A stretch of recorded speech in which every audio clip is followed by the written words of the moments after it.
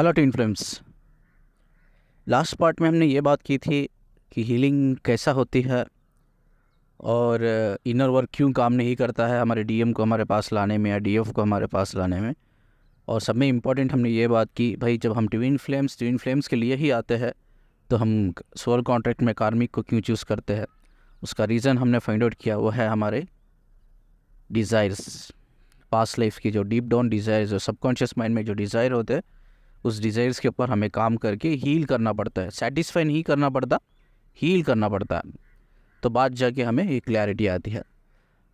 उसी दौरान उसी वीडियो पे मैं एक पॉइंट ऐड करना चाहता था। एक्चुअली मेरे दिमाग में पहले ही था ये, लेकिन वीडियो थोड़ा लंबा गया तो मैंने स्टॉप कर दिया। ठीक है, क्वेश्चन मेरे दिमाग में ये था और बहुत से लोगों के दिमाग में भी रहेगा, मुझे पता है। भाई चलो, फेमिनिन तो एक इमोशनल लेवल पे कनेक्ट होती है। फेमिनिन तो इनर वर्क करती है, मेडिटेट करती है, अवेकन होती है, हील कर लेती है। ठीक है, हो सकता है फेमिनिन का एक लाइफ में एक स्टेज आ जाए जहाँ वो ये मिसिंग वेटिंग एनर्जी से बाहर भी निकल जाती है। लेकिन डीएम का क्या होता है? जैसा आपने कहा, जैसा मैंने खुद कहा कि जब डिज़ायर हमारे सेटिस्फाई करते हैं तो ये एक दूसरा डिज़ायर होता है, लेकिन उस डिज़ायर को हील करना इज़ मोर इम्पॉर्टेंट। लेकिन जब डिज़ायर को हम हील करते हैं तो क्या होता है, हमें सोल मोक्ष में आते हैं। सोल मोक्ष में आते हैं तो हमारा री इनकारनेशन जो साइकिल होता है, पुनर्जन्म या रीबर्थ का साइकिल, वो स्टॉप हो जाता है। तो अब देखा जाए तो मैस्कुलिन तो काम ही नहीं करते, मैस्कुलिन तो अवेकन ही नहीं होते। तो क्या कभी भी वो 3D वर्ल्ड में एक नहीं हो पाते अपने फेमिनिन के साथ? क्या वो हील नहीं करने की वजह से, उनके भी डिज़ायर होते होंगे ना, तो वो हील नहीं करेंगे तो क्या वो फिर से री इनकारनेशन लेंगे? अगर फेमिनिन हील करके चल गई तो वो तो री इनकारनेशन नहीं लेंगे, लेकिन ये तो फिर से लेंगे। क्या मैस्कुलिन इस दुनिया में आ सकता है बिना अपने फेमिनिन के? ये सब क्वेश्चंस आते हैं दिमाग में। अब इसी रिगार्डिंग हम बात करेंगे। ठीक है, अगर माना जाए अप्रॉक्सीमेटली ये सारी दुनिया, सिर्फ इंडिया नहीं, सारी दुनिया में अगर पॉपुलेशन देखा जाए तो अराउंड 1000 करोड़ हो सकता है, अभी भी ज़्यादा हो। ये अप्रॉक्सीमेट फिगर मैं बता रहा हूँ, बहुत पुराना फिगर, अब ज़्यादा है और भी ज़्यादा हो सकता है। वो दैट इज़ नॉट इम्पॉर्टेंट, वो एग्जांपल के लिए मैं बोल रहा हूँ। ट्विन फ्लेम्स तो सिर्फ ये क्या 2% ही होता है, ये हम सबको पता है। Twin flames are very rare करके। क्या ये 2% में जो बाकी के 98% होते हैं वो अनहील्ड होते हैं? क्या वो बाकी के सारे 98% री इनकारनेशन लेते हैं? बड़ा क्वेश्चन है। How it's possible? How it's possible? नहीं। इंसान की अवेकनिंग हो या उसकी सोल लर्निंग हो या सोल पर्पस हो या उसका कर्मा क्लियरेंस हो, ये 2 लेवल पे होता है। माइंड लेवल पे एक है, कॉन्शियस लेवल पे, दूसरा है सबकॉन्शियस लेवल पे होता है या अनकॉन्शियस लेवल पे होता है। हम सबकॉन्शियस लेवल पे ही बोलेंगे। कॉन्शियस लेवल पे मतलब, मैं अपना देता हूँ। अभी जो भी मैं अपना पर्पस पूरा कर रहा हूँ ये कॉन्शियस लेवल पे, लेकिन मुझे पता है भाई इस जर्नी में मैं हूँ, मुझे पता है मैंने ऑलरेडी ये डिज़ायर्स होते हैं मेरे डीएफ को लेकर, डिज़ायर से मैं बाहर निकल गया हूँ, मैं अवेकन हो गया हूँ। ठीक है, मैं आगे बढ़ रहा हूँ, मैं एक्सप्लोर कर रहा हूँ चीज़ों को। मैं आज भी, लोग मुझे बोलते हैं आप स्पिरिचुअल रियल मास्टर है, तो आपके जैसे लोग बहुत कम ही होंगे, या ज़रूर कम होंगे। लेकिन मैं आज भी अपने आप को स्पिरिचुअल मास्टर नहीं मानता हूँ, मैं आज भी मैं अपने आप को स्टूडेंट ही मानता हूँ। क्योंकि जो मैंने लर्निंग की है ये 16-17 साल में, इट्स ओनली अबाउट ये 10% आउट ऑफ 100, ये 10% है। अभी 90% बाकी है। ये लाइफ तो नहीं होगी, ये लाइफ में तो पूरा नहीं क्लियर करूँगा मैं। ठीक है, और मैं वापस भी आऊँगा नहीं। लेकिन और मेरा दूसरा पार्ट है स्पिरिचुअल वर्ल्ड में, वो मुझे करना है, वो मेरा अलग पार्ट है, वो मैं करूँगा ज़रूर। लेकिन हाँ, तब तक मेरी लाइफ का स्पैन है, तो हम एक्सप्लोर करेंगे चीज़ों को। तो जो मैं कर रहा हूँ एक्सप्लोर, इसको बोलते हैं अवेकनिंग। हो गया हूँ मैं, अवेकन हो गया हूँ मैं। अब मैं एक्सप्लोर कर रहा हूँ कॉन्शियस लेवल पे, मतलब मैं चीज़ों को जानकर समझकर एक इंटेलिजेंट लेवल पे मैं आपसे डिस्कस कर रहा हूँ। इसको, ये भी एक पार्ट है अवेकनिंग का। ये बहुत कम लोग होते हैं, यानी कि ऐसा कहूँ कि मुश्किल से 0.000.1 की ये स्टेज में आते हैं, कॉन्शियस होकर लोगों को जागरूक करते हैं, कॉन्शियस लेवल पे एक्सप्लोर करते हैं चीज़ों को। लेकिन बाकी के जो होते हैं, सोचो कि सिर्फ 1% ही अवेकन हुए हैं कॉन्शियस लेवल पे, और बाकी के 99%, क्या वो लोग भी अवेकन होते हैं? यस, वो लोग भी अवेकन होते हैं, वो भी जागरूक होते हैं। वो होते हैं सबकॉन्शियस लेवल पर। What is subconscious level? ठीक है, एग्जाम्पल के लिए मैं कहूँ कि मेरा हार्ट है, हार्ट बीट्स चल रहे हैं, मुझे वो हार्ट बीट्स सुन भी नहीं पा रहा हूँ मैं, हार्ट बीट्स चल रहे हैं, लेकिन this is a reality. Heart beats चल रहे हैं, हार्ट है, ये रियलिटी है ना। मैं हार्ट को कभी मैंने अपने देखा है खोल के, ना हार्ट बीट्स चल रहे हैं, ना उसको महसूस भी कर पा रहा हूँ। अगर थोड़ा मैं ध्यान दूँ, फोकस दूँ, तो मैं उधर हाथ रखूँ तो मुझे लगता है यार हार्ट है, हार्ट बीट्स चल रहे हैं करके। बट ऐसा ही मैं फोकस ना करूँ तो मुझे पता भी नहीं चलेगा हार्ट भी है या हार्ट बीट्स चल रहे हैं। ये है अनकॉन्शियस लेवल पे। तो मैक्सिमम जो लोग होते हैं दुनिया में आते हैं वो भी हील होते हैं, वो भी अपने सोल पर्पस में कामयाब होते हैं, सोल लर्निंग में कामयाब होते हैं, लेसन सीखते हैं। वो है सबकॉन्शियस लेवल। उनको पता नहीं होता भाई उनके लाइफ में जो भी प्रॉब्लम्स आ रही है वो यूनिवर्स के थ्रू आ रही है, वो उनके सोल के थ्रू ही आ रही है। क्योंकि उनकी सोल जो भी पार्ट ऑफ लेसन वो सीखने के लिए आया है, या कर्मा क्लियरेंस हो या जो भी हो, उनकी सोल चाहती है भाई उसे क्लियर कर ले। तो उनको लाइफ में प्रॉब्लम्स आती है, कॉम्प्लिकेशंस आती है, बट ये अनअवेकन होने की वजह से वो प्रॉब्लम्स को सिर्फ ऐसा लॉजिकली उसको पैटर्न बनाते, लॉजिकली सोचते हैं कि भाई हाँ लाइफ है, लाइफ है, लाइफ में अप एंड डाउन आता ही है, प्रॉब्लम है, लाइफ में प्रॉब्लम आती है जाती है, it's very common thing, it's very very common thing. तो ये नहीं सोचते भाई मेरी सोल कोई मुझे लेसन दे रही है, मुझे कोई टीचिंग दे रही है, या मेरी पास्ट लाइफ का कर्मा क्लियरेंस है, मेरा कोई लर्निंग बाकी है, ये नहीं सोचते। हाँ लाइफ है, प्रॉब्लम आती है जाती है, उस तरह से उस प्रॉब्लम को डील करता है।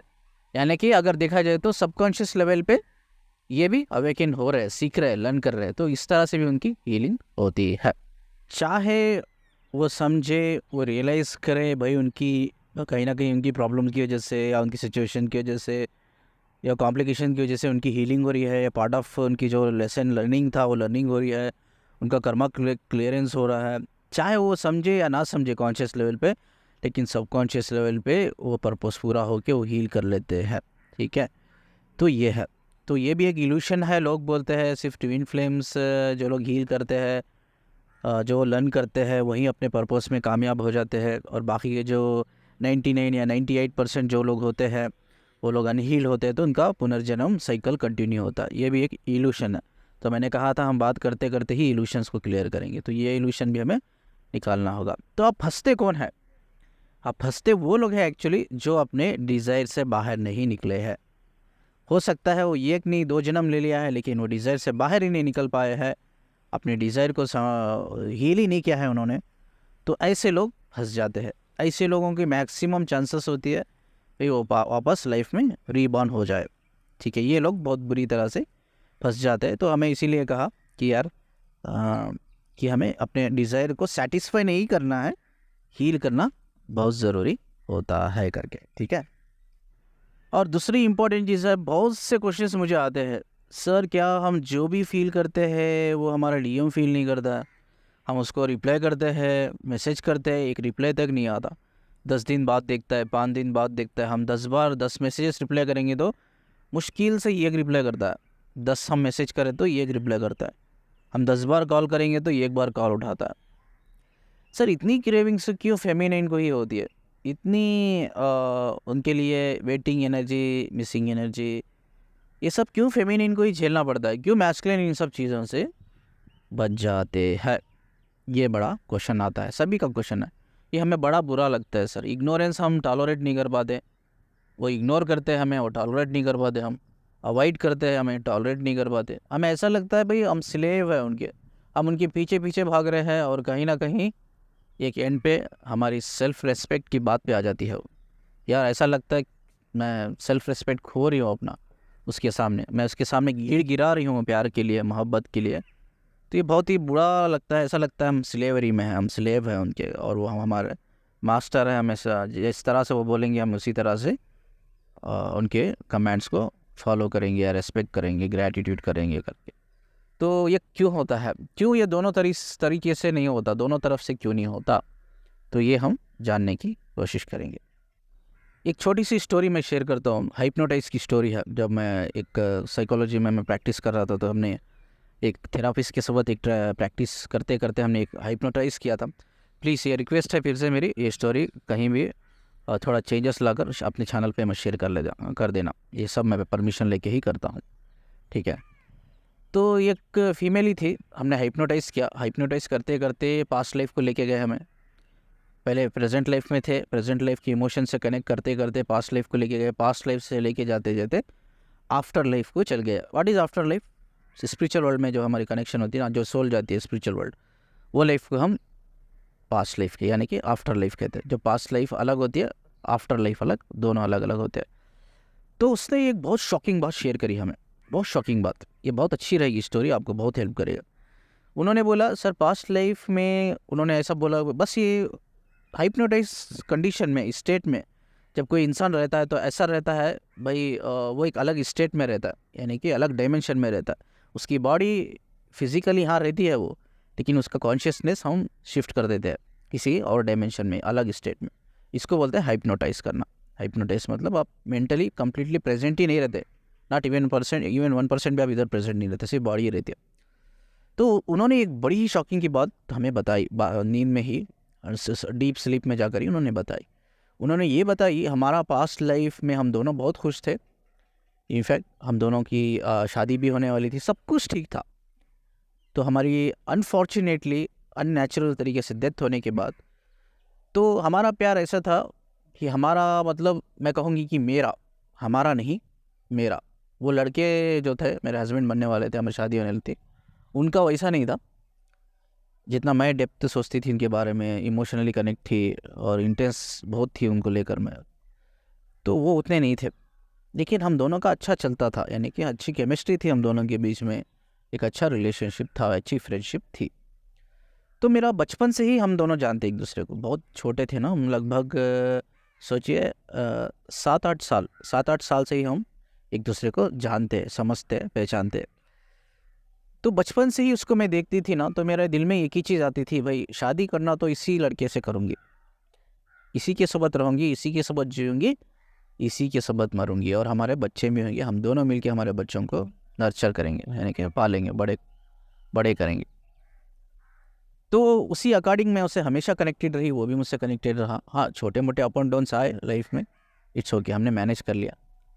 तो शादी भी हमारी फिक्स हो गई, लेकिन अननेचुरल डेथ होने की वजह से वो डिज़ायर मेरा पेंडिंग हो गया। जब हमारा डिज़ायर पेंडिंग हो गया, हम आफ्टर लाइफ गए, तो ये पास्ट लाइफ थी जो मैंने अभी बताया। अब आफ्टर लाइफ गए, स्पिरिचुअल लाइफ गए, तो मैं हमेशा, मेरी उधर हम दोनों तब भी साथ में थे, हम दोनों ऐसे थे कि हमेशा साथ में ही रहते थे, साथ में ही थे। मैं हमेशा उनको बोलती थी कि चलो यार वापस जाएंगे इस दुनिया में, मुझे जीना है, मेरा एक बहुत ड्रीम है, मेरी एक बहुत ख्वाहिश है कि आप मेरे हस्बैंड बनो, मैं आपकी वाइफ बन के आपकी रक्षा करूं, मैं आपको देखभाली करूं, आपकी केयरिंग करूं, आपसे प्यार दूं, जो प्यार देना चाहिए वो प्यार दूं। मेरी बहुत ख्वाहिश है, अरमान है, डिज़ायर है मेरा। तो ये लड़का ये डिज़ायर से हील कर चुका था, ये मैस्कुलिन है, ये फेमिनिन है। ये मैस्कुलिन अपने डिज़ायर से कम्प्लीटली हील कर चुका था, इसको वो डिज़ायर नहीं थे। हाँ, ये प्यार करता था, ये भी चाहता था वो उसकी वाइफ बने, ये इसका हस्बैंड बने, लेकिन नॉट अनकंडीशनल लेवल पे ये डिज़ायर नहीं था कि मुझे इनसे ही शादी करनी है, या ऐसा भी नहीं था कि वो किसी और से शादी करना चाहता था, किसी और को प्यार, ऐसा भी नहीं था। लेकिन ये डीप डाउन डिज़ायर्स होते हैं ना, एक सबकॉन्शियस माइंड पे होता है ना, वो ऐसा नहीं था इनका कॉन्सेप्ट, लड़के का कॉन्सेप्ट ऐसा नहीं था। यानी कि कहो कि ये बहुत कैजुअल था, कैजुअल बोल सकते हैं आप, बहुत ग्रोथ, मेंटली ग्रो था लड़का, और ये ऑलरेडी हील था। अब लड़की फंसी हुई है डिज़ायर में, अब लड़का बोल रहा है छोड़ना यार, जो हो गया सो हो गया, ना हमने सोचा था ऐसा कभी होगा, ना किसी ने सोचा था, ना हमने कभी, दोनों ने कभी ऐसा सोचा था कि ऐसा कुछ हमारे साथ, एक अननेचुरल डेथ होने की वजह से हमें वो पर्पस पूरा नहीं होगा हमारा। अब छोड़ दो, जो हुआ सो हुआ, हम इधर ही रहते हैं, मुझे नहीं जाना है, ये सोल बोल रही है। लेकिन ये लड़की की सोल भी चाहती है वापस रीइंकार्नेशन नहीं लेना, बट इसकी डिज़ायर इसको खींच रहे, ये हील नहीं कर पा रही, आगे बढ़ नहीं पा रही। तो लड़की ने बड़ा रिक्वेस्ट किया, कन्वेंस किया, नहीं यार चलते हैं, मेरा डिज़ायर है, मैं आगे नहीं बढ़ पा रही हूँ इस डिज़ायर की वजह से, मेरी सोल भी वही चाहती है, तो जो तू बोल रहा है ना वही चाहती है, मैं नहीं चाहती कि यार हम दोनों इस दुनिया में जाए, लेकिन मेरा डिज़ायर है, मुझे आगे नहीं बढ़ पा रहा हूँ, बढ़ नहीं पा रही हूँ मैं स्ट्रक हो गई हूँ, चल वो ज़िंदगी हम जाते हैं, करके आते हैं, साथ में जीते हैं। तो सोल कॉन्ट्रैक्ट में क्या हो गया इस टाइम पे, ठीक है, सोल ने क्या किया, ये डिज़ायर को हील करना था, सेटिस्फाई नहीं करना था। सोल को पता था अब डिज़ायर सेटिस्फाई करेंगे, अब ये दोनों साथ में इस दुनिया में आके जिएंगे, और ये प्यार बढ़ेगा, और चाहत बढ़ेगी, और एक डिज़ायर पैदा होगा, वो है और ज़्यादा जीना, और ज़्यादा जीना। जिससे हम प्यार करते हैं ना अनकंडीशनली, तो एक फियर्स क्रिएट हो जाता है हमारे लाइफ में, जैसा लास्ट वीडियो में कहा था कि खोने का एक दूसरे को। तो हमेशा कहते हैं कि यार और थोड़े साल जीते हम, तो ये डिज़ायर बढ़ेगा, एक डिज़ायर को लग के और एक डिज़ायर पैदा होगा। सोल चाहती नहीं थी, तो सोल ने जानबूझ के क्या किया, कर दोनों को रीइंकॉर्नेशन तो हुए, बॉडी रीइंकॉर्नेशन हुई, लेकिन दोनों ने कार्मिक चूज़ कर लिया। ठीक है, ये रियल स्टोरी है भाई, रियल स्टोरी। कार्मिक चूज़ किया, ये दुनिया में आया, दोनों कार्मिक से शादी किया, अलग अलग है। ठीक है, अलग अलग रहने के बावजूद भी वो लड़का अभी भी हील्ड ही है, वो अभी भी, ये किसी और कार्मिक की सोबत है, वो लड़की की एनर्जी भी रीड किया है मैंने। ठीक है, तो वो कार्मिक की सोबत, उसकी वाइफ कार्मिक है और इसका हस्बैंड भी कार्मिक ही है। ठीक है, कार्मिक मतलब देखो यार, शादीशुदा ज़िंदगी में प्रॉब्लम्स होती है अप एंड डाउन, कोई परफेक्ट कपल्स नहीं होते, परफेक्ट रिलेशनशिप नहीं होता, लेकिन कार्मिक बोलना सही है, लेकिन कार्मिक जब हम बोलते हैं ना, उसको आगे वाले इंसान को हम दुश्मन की नज़र से देखने लगते हैं। वो हमें लगता है दुनिया में जो कुछ भी बुरा गलत हो रहा है हमारे साथ या होने वाला है, इसी बंदे की वजह से या बंदी की वजह से हो रहा है। ये मेंटालिटी डेवलप मत करना। कार्मिक है लेकिन उनको हस्बैंड वाइफ की तरह ही देखो, तो ये उनको दुश्मन की तरह मत देखो। दुश्मन की तरह देखोगे तो हर चीज़ जो भी आपकी लाइफ में गलत होगी, आपको लगेगा वहीं बंदे की वजह से या बंदी की वजह से हो रहा है करके। ये एटीट्यूड अपने अंदर से निकालो, ये भी एक बड़ा नेगेटिव एटीट्यूड है। कार्मिक के बारे में भी नेगेटिव सोचना मतलब ऐसा है कि आप अपने बारे में नेगेटिव सोच रहे हो। नेगेटिव एनर्जी कैसी है पता है, आप दीवार को मारोगे ना, वो टच होगी वापस आपको आएगी, वापस आपको ही लगेगी, लेकिन पॉजिटिव ऐसा नहीं है। पॉजिटिव फ्लो ऐसा है कि भाई आगे बढ़ता रहता हूँ, ये हमें समझना चाहिए। तो उनको कभी भी ना कार्मिक की नज़र से, दुश्मन की नज़र से मत देखो अपने हस्बैंड वाइफ की, एक हस्बैंड वाइफ की तरह ही देखो। ठीक है, तो अब दोनों अलग अलग पार्टनर से शादी करके कार्मिक में इन्वॉल्व है। अब ये फीमेल अभी भी हील नहीं कर पाई, अभी भी इसको वेटिंग एनर्जी ज़्यादा है, जैसा पुनर्जन्म में भी थी, इसकी मिसिंग एनर्जी ज़्यादा है। अभी भी ये उसको चेजिंग कर रही है, चेजिंग कर रही है। वो बंदा रन नहीं कर रहा है एक्चुअली बोले तो, वो बंदा कनेक्टेड है, लेकिन वो बंदा लाइक वो बोल रहा है ठीक है जो भी हुआ छोड़, मेरी फैमिली हो गई, तेरी फैमिली हो गई, हम कनेक्टेड है, कनेक्टेड रहेंगे, इतना तो है, दोनों मेच्योर लेवल पे ही है। वो कार्मिक के साथ है, ये कार्मिक के साथ, ये भी कार्मिक के साथ, लेकिन इसका जो डिज़ायर है ना फिर से सता रहा है इसको। ये बोल रही है तू छोड़ देना अपनी वाइफ को, तू छोड़ देना, तू तो जानता है मैं तेरी सोल पार्टनर हूँ, तू छोड़ देना। ये बोल रहा है मैं नहीं छोड़ सकता यार, इसमें उसकी क्या गलती है, उसकी क्या गलती है, मैं कैसा छोड़ दूँ। तो ये तैयार है, मैं छोड़ दूंगी अपने हस्बैंड को, मैं बच्चों को लेके आ जाऊंगी, हम साथ में रहेंगे ना। इसका डिज़ायर है एक्चुअली, इसका डिज़ायर ये है कि ये लड़का इसका हस्बैंड बने और इसके बच्चे हो, ये फैमिली करे, मतलब ये साथ में जिए। ये डिज़ायर ही सता रहा है अभी इसको। देखिए मैं बोलता हूँ ना डिज़ायर कितना गंदी चीज़ है, अब उसको सता रहा है अंदर से। यही डिज़ायर, ये क्या हो रहा है, मिसिंग एनर्जी, वेटिंग एनर्जी बढ़ती जा रही है फीमेल में, ये बाहर नहीं निकल पा रही है। इनकी सोल जानबूझ के कार्मिक को चुना है हील करने के लिए, लेकिन नहीं हो पा रहा है।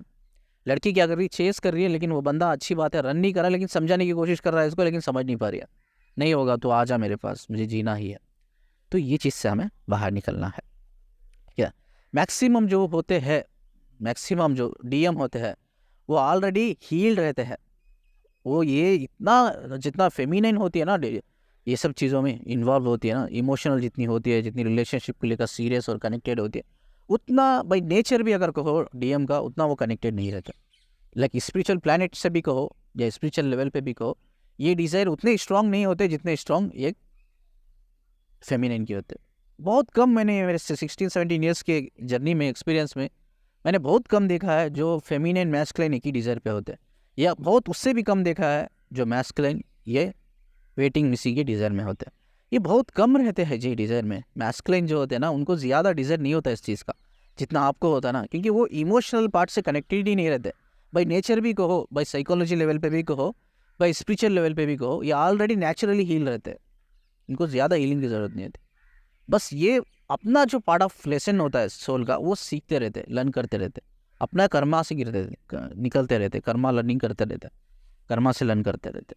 लेकिन इनको वो डिज़ायर नहीं होता जो आप में डिज़ायर होता है। इनको जो वो high intensity of emotional connection नहीं होता, जो लड़कियां, औरतें, शादीशुदा औरतें, बूढ़ी जो उम्र वाली हो गई, वो भी उतना ज़्यादा क्रेव करते हैं अपने डीएम के लिए, लेकिन उतना ये डीएम में एक्चुअली होता ही नहीं है। यही चीज़ है, वो कंफ्यूज हो जाते हैं। उनको सब होता है बाकी का, जो आपको क्रेविंग होती है वो भी उनको फील होती है, अटैचमेंट होता है, कनेक्शन होता है, उनको भी होता है सब कुछ जो होता है, लेकिन not in A intense level, not in A high level. वो बहुत बैलेंस लेवल पे करते हैं सब चीज़ें। मैस्कुलिन जो होते हैं ना, बहुत बैलेंस लेवल पे करते हैं, इसीलिए वो कंफ्यूज रहते हैं हमेशा। वो अट्रैक्शन, वो सोचते हैं भाई लड़की है, मैं तो मर्द हूँ, मुझे मेरा अपोजिट सेक्स क्या है, औरत है। ये कॉमन बात है, एक मर्द किसी भी औरत से कनेक्टेड हो जाना, अट्रैक्टेड हो जाना, भाई इट्स नेचर, ये बॉडी का नेचर है, ये हमारा हार्मोन्स की एक नीड है, बॉडी की एक नीड होती है। This is not rocket science कि इसके बारे में कुछ मैं डिस्कस करूँ, ये बहुत कॉमन चीज़ है। किसी भी फीमेल से मैं भी अट्रैक्टेड हो जाता हूँ, कोई फीमेल मुझसे भी अट्रैक्टेड, एक नेचर ऑफ मैन, इंसानों का एक नेचर है, औरत मर्द का एक नेचर है। तो it's a very common thing. हमें एक इंटेलिजेंस लेवल पे इसको फिगर आउट करके हमें क्या सही डिसीजन हमारे लिए है, क्या गलत है, वो हमें सोचना है। ये दूसरी चीज़ सभी कॉमन है, सब में होती है। तो ये लड़का मैस्कुलिन भी क्या सोचता है, कॉमनली सोचता है, या लड़की है, औरत है, बच्चे वाली भी होगी, लेकिन मैं अट्रैक्टेड हूँ उससे। वो ये नहीं सोचता भाई मेरा स्पिरिचुअल कनेक्शन है, वो ये नहीं सोचता भाई मेरी ट्विन फ्लेम है, वो ये नहीं सोचता कि हमारा पुनर्जन्म हुआ है वापस, हम पुनर्जन्म में हस्बैंड वाइफ थे, गर्लफ्रेंड बॉयफ्रेंड थे, या डीप लव में थे, या पुनर्जन्म के डीप सोलमेट्स थे, हम लोग डीप लव वाले सोलमेट थे। ये सब वो सोचते ही नहीं है। भाई मैं डीएम क्या सोचता है, ये आगे वाली जो औरत है एक औरत है, मैं मर्द हूँ, मुझे इससे अट्रैक्शन है। तो ये कंफ्यूजन में रहता है कि ये अट्रैक्शन है, नॉट लव। समझ में आ रहा है ना, डीएम के थॉट्स बता रहा हूँ मैं, ये कैसा सोचता है करके, नॉट लव। इसीलिए वो इतना इंटेंस नहीं होता, वो नेचुरली हील करके रहते हैं। ये पास्ट लाइफ से भी इनके उतने डिज़ायर नहीं होते, डीप डिज़ायर। जैसे हमने स्टोरी में जानने की कोशिश की, वो लड़का खुद बोल रहा था आफ्टर लाइफ में नहीं जाते हैं यार, मुझे नहीं जीना है, जो हो गया हो गया। ये दोनों, हम दोनों भी नहीं चाहते थे, ये हो गया ना, छोड़ दे। लेकिन ये खींच के लेके आई उसे, नहीं चल चलते हम लोग, ये मुझे जीना है तेरे से, कुछ चल। अब सोल को पता चल गया अगर ये ऐसा ही रहा, अब ये लाइफ में ये दोनों मिले, वापस यूनियन में आ गए, और इनकी चाहत बढ़ेगी और डिज़र्व बढ़ेगा जीने के, और फिर से एक आफ्टर लाइफ आएगी इनकी, यानी कि फिर से री इनकारनेशन आएगा, पुनर्जन्म आएगा। तो सोल नहीं चाहती पुनर्जन्म लेना, सोल को बिल्कुल पसंद नहीं है। तो इसीलिए इस्लाम में बहुत से लोग, मेरे मुस्लिम दोस्त भी मुझे पूछते हैं, कुरान में क्यों नहीं लिखा है पुनर्जन्म के बारे में, रेज्यूरेक्शन के बारे में लिखा है, नॉट री इनकारनेशन के बारे में क्यों नहीं लिखा है? This is the reason, this is the reason, क्योंकि सोल खुद नेचुरली नहीं चाहती कि वो पुनर्जन्म, इसीलिए कुरान में नहीं लिखा है। और पुनर्जन्म एक्चुअली जैसी कोई चीज़ें एग्जिस्ट नहीं करती, बॉडी पैदा होती है। बॉडी का मतलब क्या है, ये कपड़ा, हमारे जिस्म पे एक कपड़ा है, हम बस बदला लिया, आज कुछ पहना है, कल कुछ पहनेंगे, परसों कुछ पहनेंगे, बस इतना ही है। सोल तो एक बार खुदा ने बना दी, वही सोल है, वही आइडेंटिटी है, कुछ भी नहीं बदली। तो इसीलिए कुरान में ये चीज़ को उतना मोटिवेट नहीं किया है, इस चीज़ को उतना हाईलाइट नहीं किया है, अगर मैं सच में बोलूँ तो इसको। तो यही चीज़ है, ठीक है। तो हाँ, reincarnation is true, but on body and mind level, it's not on soul level. Deep down desire नहीं होने की वजह से वो इस चीज़ों को एक स्पिरिचुअल लेवल पे नहीं सोच सकते। अगर कोई भी बंदा स्पिरिचुअल लेवल पे सोचने लग जाए ना, वो डिज़ायर जो फेमिनिन में है वही डिज़ायर को वो मैच करने लग जाए, ठीक है। लेकिन सोल लेवल पे दोनों चीज़ें इक्वली होती है। जैसा मैंने लास्ट वीडियो में भी कहा था, मैंने 2 बलून्स डाले हुए थे और बलून्स एक ही तरह से वो आ रहे थे, जा रहे थे। मतलब मैंने जैसा कहा कि स्पेस एंड टाइम एक ही होता है, और ये ट्विन फ्लेम सेम फ्रीक्वेंसी के एक ही 2 सोल एक पार्ट होते, जो पार्ट है अनकंडीशनल लव का जो पार्ट, उससे एक फ्रीक्वेंसी कनेक्ट होती है, लव एंड हीलिंग की फ्रीक्वेंसी, वो एक ही फ्रीक्वेंसी एक ही लेवल पे स्पेस एंड टाइम के अकॉर्डिंग काम करती है। स्पिरिचुअल लेवल पे हम सब कनेक्टेड है, ठीक है, हम सब कनेक्टेड है, हम सब अवेकन है। बट मेंटल लेवल पे ये हम अवेकन इसलिए, या वो चीज़ों को इसलिए हम फील नहीं कर पाते जो फेमिनिन कर रही है या कभी मैस्कुलाइन कर रहा है, तो वह है only the level of your desire. Level जिसका लेवल हाई रहता है डिज़ायर में, वो फंस जाते हैं, वो वेटिंग एनर्जी, मिसिंग एनर्जी में आ जाते हैं, वो डिप्रेशन में चल जाते हैं, वो स्ट्रेस में चल जाते हैं। बात यहाँ तक पहुँच जाती है, सुसाइड तक करने का डिसीजन ले लेते हैं, रोने लगते हैं, गिड़गिड़ाने लगते हैं, मेरी लाइफ तबाह हो गई, बर्बाद हो गई, मैं आगे नहीं पढ़ पा रही हूँ, स्ट्रक हो गई हूँ, क्या करूँ। ये सब चीज़ें होती हैं, ये सब चीज़ें एक्चुअली हो जाती है। अब उनको आप पता रहता है अभी मेरा जो डीएम है मैट्रिक्स में है, लेकिन फिर भी आप उसकी हर ख्वाहिश, हर चीज़ें आप पूरे कर देते हो, हर उसकी जो डिमांड है पूरे कर देते हो, ये सोच के कि मेरा ही स्पिरिचुअल पार्टनर है, मेरा ही हस्बैंड है, स्पिरिचुअल हस्बैंड, क्योंकि डिज़ायर लेवल ही हाई होता है फेमिनिन में। और अक्सर मैंने देखा है जो डीएम होते हैं, डिवाइन मैस्कुलाइन या मैस्कुलाइन को हो, उनके अंदर डिज़ायर नहीं होता। ये only the matter of desire, the level of desire, कितना लेवल ज़्यादा है उतना आप क्रेव करते हो, कितना कम है उतना ही आप बैलेंस करते हो। आई होप कि हैव आंसर्ड दिस क्वेश्चन। तो इसीलिए आपका डीएम डीएफ आपको इस तरह से बिहेव करता है, रनिंग करता रहता है, फीमेल चेस करती है, और जो आपका डीएम होता है वो रन करता रहता है। और बहुत कम इसमें मैंने देखा फेमिनिन रन करती रहती है, और जो आपका मैस्कुलिन होता है चेस करता रहता है। It's very rare, very very rare, opposite case बहुत रेयर होता है। और ट्विन फ्लेम जर्नी में ऐसे बहुत से ट्विन फ्लेम लाइफ में जो आपके डीएम होते हैं वो एक्चुअली कार्मिक रोल निभाते हैं। वो कार्मिक नहीं होते, आप कंफ्यूज हो जाते हैं, भाई ये मेरा डीएम है या मैंने सोच रखा है या सच में मेरा कार्मिक है, मैं इसको डीएम समझ रखा है। ठीक है, ये कंडीशन आ जाती है। हर तरह से वो आपको हर्ट करते हैं, इमोशनली, फाइनेंशियली, फिजिकली, साइकोलॉजिकली, हर तरह से वो आपको हर्ट करते हैं यार। ये इसलिए वो करते हैं क्योंकि वो ऑलरेडी बैलेंस रहते हैं स्पिरिचुअल लेवल पे। ठीक है, जैसा मैंने कहा पहले भी, आपको बैलेंस करना पड़ता है क्योंकि वो उनकी सोल खुद नहीं चाहती। जो आपकी डीएम की सोल है, एक पार्ट है आपका दोनों से कनेक्टेड अनकंडीशनल पार्ट, वो बिल्कुल नहीं चाहते कि आप दोनों वापस री इनकारनेशन आए, इसीलिए वो कार्मिक रोल में आ जाते हैं। ठीक है, उनकी सोल, खुद की सोल ट्रिगर करती है। आज ऑनेस्टली मैं बोल रहा हूँ आपको, ओपन कर रहा हूँ ये सीक्रेट, खुद की सोल उनको कार्मिक बनाती है। कार्मिक माइंड पैटर्न उनके दिमाग में डालती है, कार्मिक नेचर उनका बन जाता है, कार्मिक बिहेवियर्स उनके अंदर डेवलप करती है, क्योंकि आप उनके लिए जो डिज़ायर है, जो वेटिंग मिसिंग एनर्जी है, जो क्रेविंग है, वो उससे हील करे। तो इसीलिए ये कार्मिक रोल निभाते हैं, कार्मिक बन जाते हैं, और फाइनली आप कंफ्यूज हो के उनसे ही नफरत करने लगते हो, जो एक्चुअली एक स्पिरिचुअल लेवल पे आपको हील कर रहे हैं, आपको जो डिज़ायर है क्रेविंग से आपको हील करने के लिए मदद कर रहे हैं।